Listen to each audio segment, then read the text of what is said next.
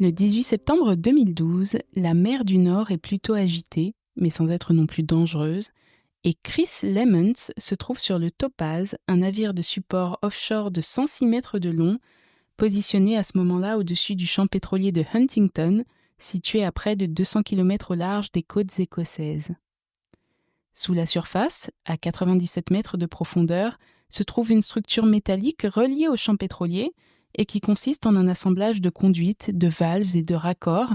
L'ensemble s'appelle un collecteur et c'est ce qui centralise et redistribue le flux d'hydrocarbures du champ pétrolier. Comme toutes les machines exposées à l'eau salée, à la pression et au temps, ce collecteur nécessite une inspection et une maintenance régulières. C'est d'ailleurs la raison pour laquelle Chris Lemons s'apprête à descendre sous l'eau, sans savoir que dans quelques instants à peine, son destin risque de basculer. Bienvenue dans Courants Obscurs, le podcast qui explore les histoires vraies survenues là où l'homme s'aventure au-delà de ses limites.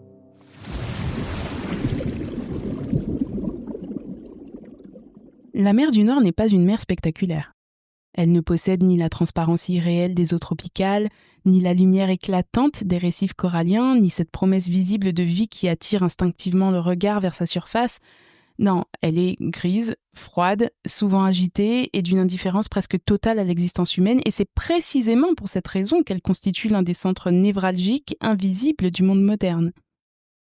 Quelque part, à environ 100 mètres de profondeur, bien au-delà de toute lumière naturelle, des pipelines transportent silencieusement du pétrole et du gaz extraits des profondeurs géologiques de la Terre, acheminant cette énergie vers la surface, vers les continents, vers les villes, vers les vies humaines qui en dépendent sans jamais voir les structures qui la rendent possible. Mais ces structures, comme toutes les machines d'ailleurs, nécessitent une maintenance constante. Et pour intervenir dans cet environnement, il faut envoyer des hommes dans un endroit où le corps humain n'est pas conçu pour survivre.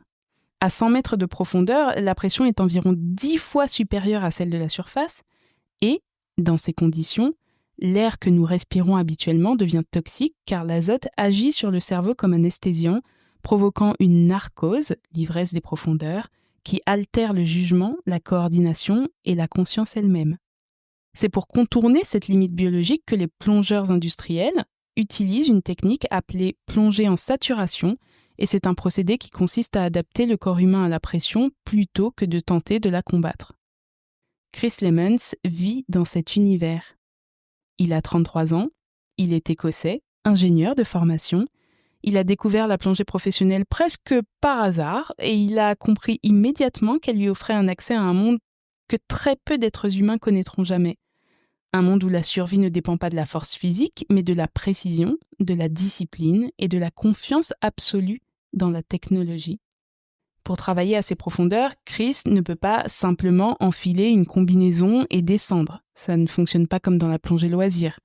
Avant chaque mission, il entre dans une chambre hyperbare installée sur le pont du navire, et cette chambre, elle prend la forme d'un cylindre métallique scellé dans lequel la pression est progressivement augmentée jusqu'à atteindre celle de la profondeur de travail.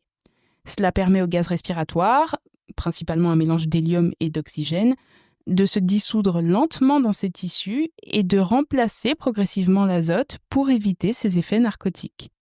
Ce processus peut durer plusieurs jours et, pendant ce temps, Chris ne respire plus l'air de la surface puisque lorsqu'il est dans cette chambre hyperbare, il vit déjà en quelque sorte dans la profondeur.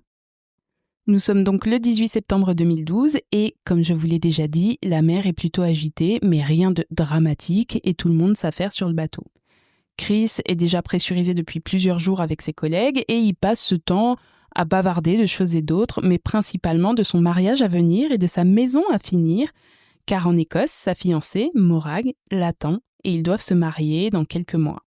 Lorsque vient l'heure de descendre, les plongeurs en saturation doivent passer de leur chambre hyperbare, cet environnement artificiel où la pression reproduit celle de la profondeur de travail afin que leur corps absorbe progressivement les gaz respiratoires sans subir les effets destructeurs d'une compression brutale, je viens de vous en parler, jusque dans une cloche qui est l'équivalent mais en plus petit et que l'on va pouvoir descendre sous l'eau grâce à des câbles qui la relient au bateau. Le transfert de la chambre hyperbare à la cloche se fait via un tunnel pressurisé qui est prévu pour ça et tout est sécurisé. Depuis l'intérieur de ce module métallique scellé, Chris et ses collègues ne peuvent ni ouvrir une fenêtre, ni respirer l'air extérieur, ni même sortir librement, car toute diminution soudaine de la pression provoquerait la formation de bulles dans leurs tissus et dans leur sang, un phénomène connu sous le nom d'accident de décompression, et qui est capable de provoquer des paralysies irréversibles, des lésions neurologiques majeures, voire même la mort. Lorsqu'il entre dans la cloche de plongée ce jour-là, Chris est accompagné de 2 autres plongeurs avec qui il partage cette rotation. On a donc d'une part Duncan Alcock, son aîné et ancien mentor, et David Yuasa, un autre de ses collègues. Chacun transporte avec lui l'élément le plus essentiel de tout son équipement, à savoir un long cordon de près de 5 à 6 cm de diamètre. Ça peut parfois même aller jusqu'à 9 cm de diamètre, donc c'est quand même assez imposant. Et ça s'appelle un ombilical. C'est un espèce de faisceau complexe qui contient plusieurs conduits distincts, une ligne principale d'alimentation en gaz respiratoire, composée d'ailleurs d'un mélange d'hélium et d'oxygène, une ligne de secours, des câbles électriques pour assurer l'éclairage, et également des outils. Il y a aussi une ligne de communication audio et un tuyau d'eau chaude destiné à circuler dans la combinaison afin de maintenir la température corporelle du plongeur, car à cette profondeur, on est aux alentours des 100 mètres, je vous le rappelle, l'eau est suffisamment froide pour provoquer une hypothermie en quelques minutes seulement. Ce jour-là d'ailleurs, l'eau est entre 3 et 7 degrés. Le terme ombilical n'est donc pas une métaphore. Ce tuyau, c'est vraiment comme le cordon ombilical d'un enfant, il transporte tout ce qui permet la vie du plongeur. Sans cet ombilical, notre plongeur en saturation ne peut survivre que quelques minutes, car la petite bouteille qu'il porte dans le dos ne constitue qu'une réserve d'urgence conçue uniquement pour lui laisser le temps de rejoindre la cloche en cas de problème, mais certainement pas pour lui permettre de survivre seul au fond. Une fois nos 3 plongeurs dans la cloche, leurs équipiers commencent à la descendre, cette cloche. Au moment de la descente, les conditions sont mauvaises en surface, on en a déjà parlé, mais là, ça commence quand même à s'empirer un petit peu puisqu'on a des vagues de près de 4 mètres et des vents de près de 55 km/h. Cependant, les conditions restent dans les limites opérationnelles autorisées, alors on descend cette cloche. On la descend d'abord jusqu'à 90 mètres, suspendue sous le navire par son câble principal, puis c'est aux plongeurs d'en sortir et de poursuivre leur descente, guidés par leurs ombilicaux jusqu'à la profondeur de travail située à environ 97 mètres, où les attend le fameux collecteur sur lequel ils doivent intervenir.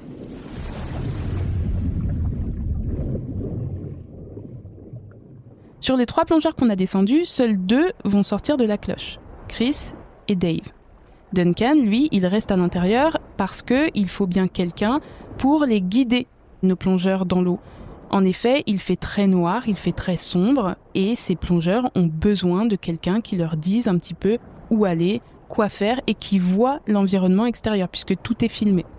Lorsqu'ils sortent de la cloche et posent le pied sur la structure, Chris et Dave entrent dans un monde où la lumière naturelle n'existe plus, remplacée par le faisceau étroit de leurs lampes. Ces lampes éclairent le métal devant eux et laissent tout le reste dans une obscurité totale. Derrière eux, leurs cordons ombilicaux reposent sur la structure, transmettant en permanence le mélange de gaz qu'ils respirent, et tant que ce lien existe, ils sont en sécurité. À la surface, la mer est toujours agitée, mais le topaz maintient sa position grâce à un système de positionnement dynamique assisté par ordinateur, un ensemble de capteurs, de logiciels et de propulseurs capables de compenser en permanence les effets du vent et du courant en ajustant automatiquement la puissance et l'orientation de ses hélices. Ce système, que personnellement je trouve hyper impressionnant, est considéré comme extrêmement fiable et les plongeurs qui travaillent en dessous lui font confiance, bien conscients d'ailleurs que leur survie dépend entièrement de sa capacité à maintenir le navire immobile au-dessus d'eux. Mais Chris et Dave, à ce moment-là, ils pensent pas à ça. Comme à leur habitude, ils travaillent consciencieusement et, durant de longues minutes, tout se déroule normalement. Jusqu'à ce que soudainement, sans avertissement, le système de positionnement dynamique du topaz tombe en panne. En surface, la défaillance commence par quelque chose d'apparemment banal. Un signal d'alarme électronique parmi tant d'autres, un son bref et impersonnel que les opérateurs du topaz ont appris à ne pas considérer immédiatement comme une menace, car les systèmes modernes produisent en permanence des alertes mineures qui ne correspondent pas toujours à un réel danger. Pourtant, dans le cas présent, en l'espace de quelques secondes, ce premier signal est suivi d'un second, puis d'un troisième, et sur les écrans du système de positionnement dynamique, les chiffres cessent d'obéir aux équations qui, jusqu'ici, maintenaient le navire immobile au-dessus du fond marin. Le positionnement dynamique, c'est extrêmement simple dans sa logique, mais dans son principe, c'est extraordinairement complexe, puisque le navire ne jette pas d'ancre, il ne s'attache à rien, mais maintient sa position grâce à une série de propulseurs contrôlés par ordinateur qui sont capables de compenser en permanence la force du vent, des vagues et des courants en ajustant leur poussée plusieurs fois par seconde. Pour fonctionner correctement, ce système dépend d'une constellation de capteurs et de références, dont certains utilisent des transpondeurs installés sur le fond marin, permettant ainsi au navire de connaître sa position exacte par rapport à un point fixe invisible. Ce jour-là, c'est l'une des références qui cesse de transmettre correctement. Presque immédiatement, le système perd sa capacité à déterminer sa position avec la précision requise, et l'ordinateur, recevant des données incohérentes, commence à envoyer des ordres qui ne correspondent plus à la réalité physique du navire. Les propulseurs s'activent, puis se désactivent, puis se réactivent, le tout dans des directions contradictoires, ce qui constitue normalement un système de stabilisation devient en quelques secondes la cause même de l'instabilité. Le vent, qui jusque-là n'était qu'une variable compensée par la machine, redevient une force dominante, et le topaz commence à dériver. À près de 100 mètres sous la surface, Chris et Dave ne voient rien de ce qui se passe au-dessus d'eux.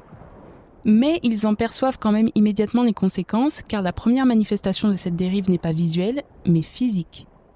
Ils ressentent tout de suite une tension nouvelle dans leur harnais, une traction légère mais anormale, une force qui n'existait pas quelques secondes auparavant et qui leur indique avec une certitude instinctive que quelque chose a changé dans l'équilibre fragile dont dépend leur survie. À quelques mètres de Chris, Dave, qui travaille sur cette structure également, ressent cette tension. Lui aussi, il s'immobilise, il lève légèrement la tête dans l'obscurité, il est conscient que ces variations de tension ne sont jamais anodines, et lorsque la voix de la surface arrive dans leur casque et leur ordonne de retourner immédiatement à la cloche, ils ne sont pas étonnés, car dans cet environnement, la position du navire n'est pas un paramètre parmi d'autres, elle est la condition même de leur survie. Chris répond immédiatement, avec le calme mécanique de ceux qui savent que la panique constitue un danger plus grand encore que l'événement lui-même, et on l'entend dans les documents d'archives dire « reçu, nous revenons ». À cet instant, ni lui ni David ne paniquent encore, car la dérive est progressive et il reste possible que le système soit rétabli avant que la situation devienne critique. David, qui se trouve légèrement plus près de la cloche, commence à remonter le long de son ombilical. Il progresse dans l'obscurité en suivant la seule ligne qui puisse le ramener vers la sécurité. Derrière lui, Chris fait de même. Mais quelques secondes plus tard, il ressent une résistance. Au début, ce n'est qu'une tension modérée, une traction inhabituelle mais encore gérable. Puis cette tension augmente, brutalement, jusqu'à devenir une force contre laquelle il ne peut lutter. Son ombilical s'est coincé dans la structure. Quelque part derrière lui, la ligne de vie s'est prise dans la structure métallique et au même moment, David, lui, atteint la cloche et commence à s'y réintroduire, aidé par Duncan Alcock. Vous vous souvenez, il est resté à l'intérieur pour superviser l'opération. Tous deux voient immédiatement sur les instruments et sur les écrans de contrôle que la tension exercée sur l'ombilical de Chris dépasse ce qui est physiquement acceptable. Dans l'eau, Chris tente de se libérer. Il tire, il pivote, il cherche le point de blocage dans l'obscurité, mais au-dessus de lui, souvenez-vous, le navire continue de dériver. La tension, donc, continue d'augmenter. Dans la cloche, David et Duncan assistent à la scène à distance, impuissants, observant les indicateurs de charge qui traduisent en chiffres la violence de cette force en train de s'exercer sur l'ombilical de Chris. Et soudain, sur leurs écrans, le signal disparaît instantanément. Au fond de la mer du Nord, à près de 100 mètres sous la surface, Chris Lemons vient d'être coupé du monde des vivants. Son ombilical vient de se rompre. Au fond, pour Chris, la sensation est immédiate. Elle ne se manifeste pas comme une violence, plutôt comme une disparition. Pendant toute la durée de la plongée, l'ombilical avait exercé sur lui une tension légère, Donc il ressentait une présence constante mais continue qui attestait à chaque instant qu'il restait relié à la surface. Qu'un flux invisible circulait entre lui et le monde des vivants, si on peut dire. Et, sans avertissement, cette présence cesse. La ligne de vie se rompt et dans le même instant, son système respiratoire bascule automatiquement sur la bouteille de secours qui est fixée dans son dos. C'est une espèce de réserve autonome conçue non pas pour lui permettre de continuer à travailler, ni même pour survivre longtemps, mais uniquement pour lui laisser le temps de rejoindre la cloche en cas d'urgence. Ce gaz constitue un sursis, rien de plus. Donc on a entre 3 et 6 minutes de réserve d'air, le but étant de pouvoir uniquement s'en servir pour retourner à la cloche. Le problème est qu'il n'y a plus de cloche. Et ça, Chris le sait.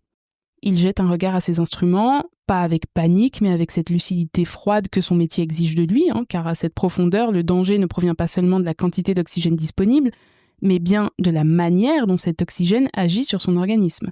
À près de 100 mètres sous la surface, la pression, on l'a déjà dit, est environ 10 fois supérieure à celle de la surface, et cette pression modifie profondément le comportement des gaz dans le corps humain. Ce qui permet à Chris de rester conscient, sous l'eau, à 100 mètres, ce n'est pas simplement la présence d'oxygène dans sa bouteille, mais ce que les physiologistes appellent sa pression partielle, c'est-à-dire la fraction de ce gaz capable de traverser les membranes pulmonaires pour alimenter son cerveau. À mesure que la réserve de gaz s'épuise, cette pression partielle chute. Et lorsque la pression descend en dessous d'un seuil critique, l'oxygène cesse littéralement d'alimenter la conscience. Le but, là, c'est que Chris ne cesse pas d'être alimenté en gaz, puisque les conséquences, on vient de les voir ensemble, pourraient être terribles. Il pourrait perdre connaissance et mourir. Chris tente donc de se déplacer. Il pivote lentement dans l'obscurité. Il cherche à retrouver la structure, la cloche ou n'importe quel repère capable de le ramener vers la surface. Mais la cloche n'est plus là où elle devrait être. Le navire a dérivé, entraînant avec lui ce refuge. Et la distance qui le sépare désormais de toute assistance dépasse ce qu'il peut parcourir avec les quelques minutes d'autonomie dont il dispose encore. Dans la cloche, Duncan et Dave voient l'extrémité sectionnée de l'ombilical revenir vers eux, privés de tension, flottant dans l'eau noire comme un organe arraché, et à cet instant précis, ils comprennent ce que ça signifie. Plus tard, Duncan expliquera que ce moment reste gravé dans sa mémoire avec une précision absolue parce que, à ce moment-là, il sait immédiatement que Chris est désormais seul, isolé, dans un environnement où aucun être humain ne peut survivre sans assistance. Au fond, Chris continue de lutter. Pendant quelques secondes encore, il reste debout, immobile. Il essaye de monter en haut de la structure en se disant que peut-être on lui aura envoyé du secours par là, mais ce n'est pas le cas. En surface, ils ne sont pas en capacité de le faire, le bateau continue de dériver, et Chris épuise ses réserves de gaz présentes dans ses bouteilles, et pendant quelques secondes encore, il reste debout, immobile, comme suspendu à un équilibre, et son corps oscille légèrement dans le noir, privé de la volonté qui jusqu'ici guidait chacun de ses mouvements. On voit à la caméra, puisque tout est filmé par les caméras de son casque, que ses genoux cèdent lentement et qu'il s'effondre vers l'avant, avec une lenteur un peu irréelle, puisque c'est dans l'eau. Donc forcément, il n'est pas soumis à la gravité, il ne s'effondre pas littéralement sous son propre poids. Mais là, vraiment sur ces images, c'est assez terrible, parce qu'on constate que la vie vient de s'interrompre. À cet instant précis, à près de 100 mètres sous la surface, Chris Lemons cesse d'être un plongeur en difficulté et devient, selon toutes les connaissances médicales disponibles, un homme condamné. À la surface, personne ne prononce ces mots, mais tout le monde les pense. Ils font quand même leur possible pour essayer de secourir Chris, mais leur marge de manœuvre est limitée. Le bateau continue de dériver, eux, ils savent pas comment ils vont faire pour l'arrêter, encore moins pour le ramener. Cependant, dans le doute, ils envoient quand même un médecin en saturation, comme ça, si jamais il faut faire descendre un médecin dans la cloche, il aura déjà commencé sa saturation. Et ils envoient un petit sous-marin téléguidé pour essayer de repérer Chris sur la structure. Et les images de ce sous-marin, elles sont saisissantes parce que en fait, il avance dans le noir. Il n'y a rien d'autre que de l'eau noire. Donc on voit du noir, du noir, du noir, du noir. Et quand il arrive sur la structure, on voit du fer, du fer, du fer, jusqu'à ce qu'on voit Chris complètement inconscient, en train de convulser à 90 mètres de profondeur. Chris a cessé de lutter, sa respiration ralentit, ses gestes deviennent moins précis, forcément, il convulse et la chute de la pression partielle d'oxygène produit ses effets. Le cerveau, privé d'O2, commence à s'éteindre et les caméras fixées sur son casque, encore une fois, enregistrent ce moment. Et là, à près de 100 mètres sous la surface, dans l'obscurité silencieuse de la mer du Nord, Chris Lemons cesse de bouger, de respirer et de vivre.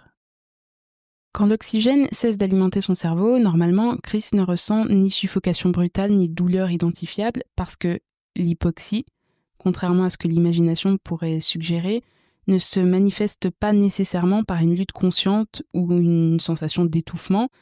Elle agit plutôt souvent comme un effacement progressif, une déconnexion lente entre l'esprit et le corps, une interruption silencieuse du lien qui maintient la conscience éveillée.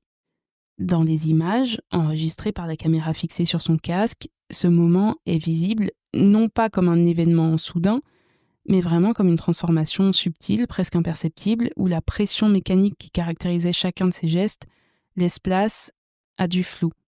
Dans la cloche, Duncan et Dave attendent en silence, conscients qu'ils viennent d'assister à distance aux derniers instants de leurs collègues, sans avoir eu la possibilité d'intervenir.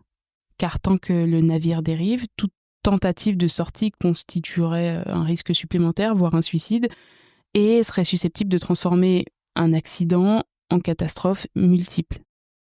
À cette profondeur, le sauvetage ne dépend pas seulement de la volonté humaine, mais de la stabilité d'un système technologique qui, pour l'instant, leur échappe complètement. Au-dessus d'eux, le topaz, poussé par le vent et les vagues, continue de s'éloigner lentement de sa position initiale. Il faut savoir qu'il arrivera jusqu'à 200 mètres plus loin. Et dans la salle de contrôle, les opérateurs tentent de reprendre le système de positionnement dynamique en main. Ils redémarrent les ordinateurs, ils réinitialisent les références, ils cherchent à recréer ce petit point fixe invisible sans lequel ils ne peuvent pas intervenir, mais rien n'y fait. Rien à faire. Le bateau continue de dériver et sur le fond marin, le corps de Chris repose désormais immobile, légèrement incliné sur le côté. Sa lampe continue d'éclairer un fragment de structure métallique. Et c'est tout. Tout le monde, à ce moment-là, est impuissant. Dans la cloche, Duncan comprend que l'immobilité de Chris signifie sa mort et il sait qu'au moment où il sera enfin possible de retourner sur le fond, ce ne sera plus pour porter secours à un plongeur en détresse, mais pour accomplir ce que ce métier impose parfois de plus difficile, ramener le corps d'un homme à la surface pour que ses proches puissent lui offrir une sépulture décente.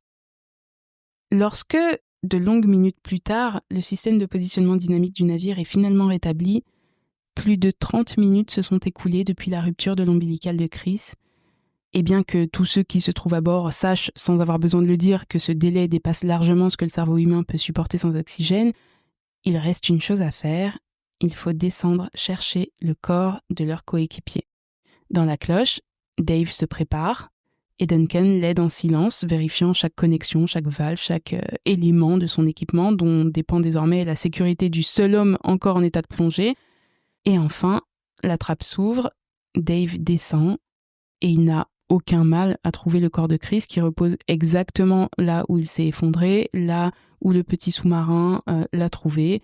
Il est immobile, inerte, et Dave s'approche lentement, saisit son harnais et commence à le ramener péniblement vers la cloche, ce qui d'ailleurs est plus compliqué que ce qu'on pense, puisque déjà ça va lui prendre environ 6 minutes supplémentaires, mais en plus, il faut bien se rendre compte à ce moment-là qu'il n'a pas de palme et il est dans une combi qui n'est pas vraiment un scaphe, mais presque, qui est extrêmement lourde, avec un casque pareil qui pèse 1 tonne, et que Chris, inconscient, est équipé de la même manière. Donc il est lui aussi extrêmement lourd.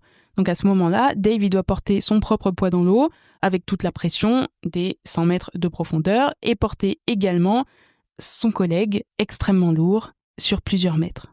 Lorsqu'il atteint enfin la cloche, Duncan l'aide à hisser le corps à l'intérieur et pendant quelques secondes, aucun des deux hommes ne parle. On les voit à la caméra, ils sont sidérés. L'intérieur de la cloche est filmé aussi. Je ne sais pas si je vous l'ai déjà dit. Chris, à ce moment-là, repose sur le sol, immobile, son casque toujours en place, relié désormais à l'alimentation en gaz de la cloche puisqu'il est à l'intérieur de la cloche. Et cette alimentation lui fournit automatiquement le mélange respiratoire nécessaire à tout plongeur qui s'y trouve, en somme. Mais à cette profondeur, et après plus de 30 minutes sans alimentation en gaz respiratoire, ils savent que les chances de survie sont nulles. Mais pourtant, Duncan retire tout de même le casque de Chris et appelle désespérément son nom. Bien évidemment, Chris n'aura aucune réaction. Alors Duncan commence à lui administrer des insufflations conformément aux procédures d'urgence enseignées aux plongeurs en saturation. Il lui insuffle de l'air dans les poumons, cherchant à rétablir une ventilation ou à provoquer à minima une réaction. Alors il va lui faire une insufflation, puis 2, et là, aussi incroyable que cela puisse paraître, la poitrine de Chris se soulève faiblement dans un premier temps, il y a une première inspiration, puis une seconde, et là, la respiration reprend. Spontanément, sans assistance mécanique, Chris Lemons respire de nouveau. Dans un premier temps, il reste inconscient, mais son organisme recommence à assurer la fonction la plus fondamentale à sa survie, sa respiration. Et dans la cloche, l'alimentation en gaz respiratoire continue de lui fournir un mélange hélium-oxygène qui est adapté à la pression ambiante et qui permet à l'oxygène de diffuser à nouveau vers son cerveau à proportion raisonnable, on va dire. Mais progressivement, son état évolue et à peine quelques minutes plus tard, il montre même des signes de reprise de conscience. Et dans les minutes qui suivent, il reste sous surveillance constante dans le système de saturation, mais il reprend conscience, il parle. À la caméra, l'opérateur en surface lui demande « Chris, est-ce que ça va ?» Il lui fait un pouce en l'air, il regarde la caméra, il lui dit « Tout baigne ?» Je l'ai traduit, hein. Mais Chris Lemons est vivant et il va bien. Dans les heures qui suivent, il reste sous surveillance constante, évidemment, car les conséquences neurologiques d'une hypoxie prolongée peuvent apparaître quand même avec un délai. Cependant, Chris n'aura aucune séquelle. Il parle normalement, il comprend ce qu'on lui dit, il ne présente aucun déficit neurologique identifiable. Sa récupération paraît, en tout cas à ce moment-là, complète. Plus tard, Chris expliquera en plus qu'il ne garde aucun souvenir de la période qui suit la rupture de son ombilical. Il se souvient de l'incident, puis plus rien jusqu'à son réveil dans la cloche. Mais à part cette petite amnésie, il n'y a aucune autre conséquence neurologique de près ou de loin. Les médecins qui analyseront l'incident chercheront à comprendre quand même comment Chris Lemons a pu survivre à une privation d'alimentation respiratoire aussi longue sans présenter de lésions cérébrales. En conditions normales, le cerveau humain commence à subir des dommages irréversibles après 4 à 6 minutes sans apport suffisant en oxygène. Chris, lui, est resté plus de 36 minutes sous l'eau sans respirer. Comment est-ce possible ? Alors, plusieurs scientifiques se penchent sur le dossier. Et ce qu'on finit par comprendre, c'est que dans le cas de Chris, plusieurs facteurs physiologiques propres à la plongée en saturation semblent avoir joué un rôle déterminant. Tout d'abord, la nature du gaz qu'il respirait avant l'accident. Puisque, contrairement à l'air atmosphérique, les plongeurs en saturation utilisent un mélange composé principalement d'hélium et d'oxygène. À près de 100 mètres de profondeur, la pression ambiante est environ 10 fois supérieure à celle de la surface. Je vous l'ai déjà dit 12 fois, je suis désolée. Mais c'est important de le répéter parce que ça signifie que chaque inspiration délivre une quantité d'oxygène beaucoup plus élevée en termes de pression partielle. Cette pression élevée permet à une plus grande quantité d'oxygène de se dissoudre directement dans le plasma sanguin, en complément de celui transporté par l'hémoglobine. Autrement dit, au moment où son ombilical se rompt, le sang et les tissus de Chris contiennent déjà une réserve d'oxygène supérieure à celle d'un être humain respirant en surface. Ensuite, le deuxième facteur a été la perte de connaissance rapide. Lorsqu'un cerveau est privé d'oxygène, sa consommation énergétique diminue fortement dès que la conscience disparaît, et cette réduction de l'activité cérébrale ralentit la dégradation des cellules nerveuses, prolongeant légèrement le délai avant l'apparition de lésions irréversibles. Donc le fait que Chris ait perdu connaissance très vite a grandement contribué à sa survie. Autre facteur très important, la température de l'eau. À cette profondeur, la mer du Nord est proche de 0 degré. Et même si sa combinaison est chauffée, alors déjà, elle l'est dans un premier temps, mais elle ne l'est plus à partir du moment où son ombilical se rompt, le refroidissement progressif de son organisme peut avoir contribué à ralentir son métabolisme global, un phénomène comparable à celui observé lors de certaines hypothermies accidentelles où la réduction de la consommation d'oxygène permet de prolonger la survie. Enfin, l'environnement de son sauvetage a lui aussi pu jouer un rôle fort, puisque lorsqu'il est ramené dans la cloche, son casque est reconnecté à une alimentation en gaz respiratoire à haute pression partielle d'oxygène, ce qui permet une réoxygénation rapide du cerveau avant que les lésions ne deviennent irréversibles. S'il avait été ramené dans un environnement où il aurait dû respirer de l'air, l'issue aurait peut-être été très différente. En tout cas, les spécialistes de la médecine hyperbare, c'est la médecine de plongée, la médecine de tout ce qui comporte de la pression, on va dire, puisque vous l'ignorez peut-être, à environ 100 mètres de profondeur, la pression... Non, je rigole. Mais en tout cas, oui, ces spécialistes de la médecine hyperbare considèrent que la combinaison précise de ces différents facteurs que je viens de vous énoncer, dans ces conditions exactes, explique en partie ce qui s'est produit. Ils reconnaissent quand même également qu'un tel enchaînement reste extrêmement rare et que cette survie demeure exceptionnelle. Dans les jours qui suivent l'accident, une fois son état stabilisé et la décompression terminée, Chris Lemons est confronté aux images enregistrées pendant l'incident. La caméra fixée sur son casque a continué de filmer après la rupture de son ombilical, elle a enregistré ses derniers mouvements conscients. Il se voit lui-même évoluer sur le fond marin, tenter de se déplacer, ralentir progressivement, s'effondrer. Il regarde ces images avec une forme de distance, comme s'il observait un autre plongeur. Et il expliquera plus tard que le plus troublant n'est pas ce qu'il voit à ce moment-là, mais ce qu'il ne ressent pas. Car il ne garde aucun souvenir correspondant à ces images. Entre le moment où son alimentation en gaz s'interrompt et celui où il reprend connaissance dans la cloche, il n'existe pour lui aucune continuité. Les images montrent une séquence réelle, mais lui, ne l'ayant jamais vécue consciemment, considère que ça ne s'applique pas à lui. Après sa récupération et la fin de sa décompression, Chris Lemons quitte le navire, évidemment. Les examens médicaux qui sont réalisés dans les jours qui suivent ne révèlent toujours aucune atteinte neurologique. Il parle normalement, il se souvient, il ne présente aucun déficit identifiable. Sa récupération est complète. Dans les mois qui suivent, il prend même la décision de reprendre son activité de plongeur en saturation. Et cette décision, il l'expliquera, ne relève ni d'un défi ni d'une volonté de prouver quoi que ce soit à qui que ce soit.